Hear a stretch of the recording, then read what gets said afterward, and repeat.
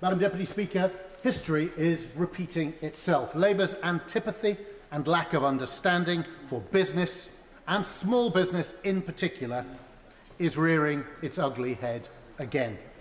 This legislation will have ruinous results for those who desperately need a job and hope.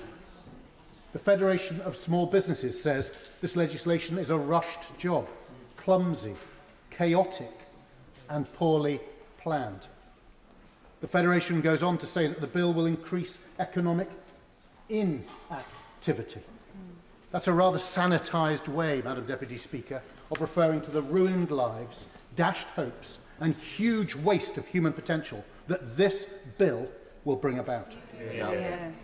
So we need to hear from the Minister at the end. How will this bill be changed so that it supports rather than undermines the 4 million additional jobs which were created since 2010 under the Conservatives?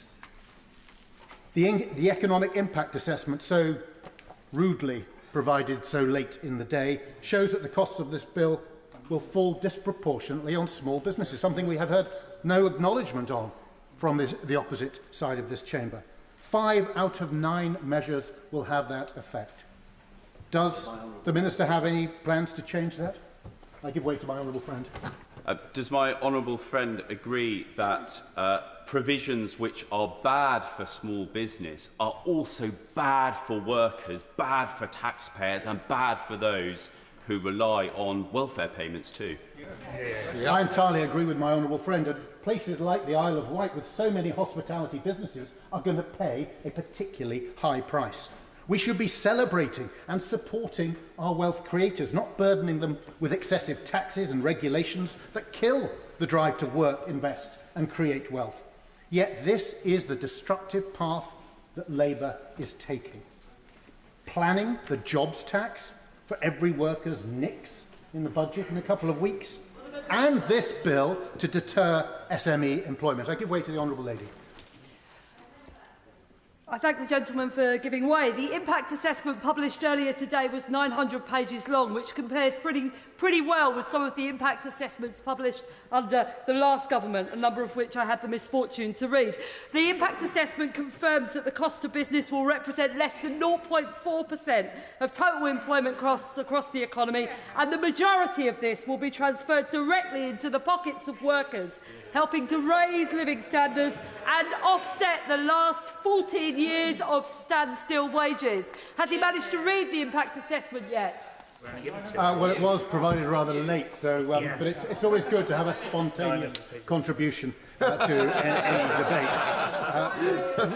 debate. Removing the lower earnings limit and the waiting period will also disproportionately hurt small and micro businesses. That is set out in black and white in the economic assessment. So will ministers make changes? And it's with dark comedy, Madam Deputy Speaker, that the government says its top priority is economic growth. Economic growth. Labour inherited the fastest growing economy in the G7, with 4 million more people in work than in 2010. 4 million. In 2010, by comparison, we inherited a note that said the money was all gone. History tells us that governments, Labour governments, I will not give way, Labour governments always end with higher unemployment than they begin. They don't do this because they're evil. It's just, as has been said, no one in the Cabinet comes from a business background. They simply don't understand the realities. And this government seems bent on destroying employment even faster than its predecessors. Because small businesses are the lifeblood of our economy. They do enormous social good. As the FSB says, it is smaller employers who, and I quote, are the ones most likely to give opportunities to people furthest from the labour market, such as those returning after long-term health issues or caring responsibilities. Yet, under these proposals, I quote, plans to give day one unfair dismissal rights to new employees will add to the risks associated with hiring people.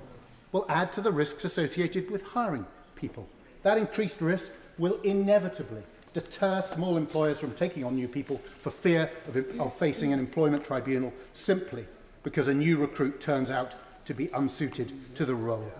How will ministers ensure that a company selling food at summer festivals isn't bankrupted by having to offer a contract to someone who isn't needed anymore after that period is over? This government, Madam Deputy Speaker, has had a disastrous start. It's no wonder that this legislation is chaotic and poorly planned, given that Labour cabinet ministers are never early for work, but always early for the free buffet, always early for the free buffet at the Emirates or Taylor Swift concert. This Deputy Prime Minister is selling out the country's interests in favour of trade union interests, selling out the people who vote Labour for the people who fund Labour. This bill is a catastrophe, and I hope we will oppose it today. Andy MacDonald. My membership of Unite and my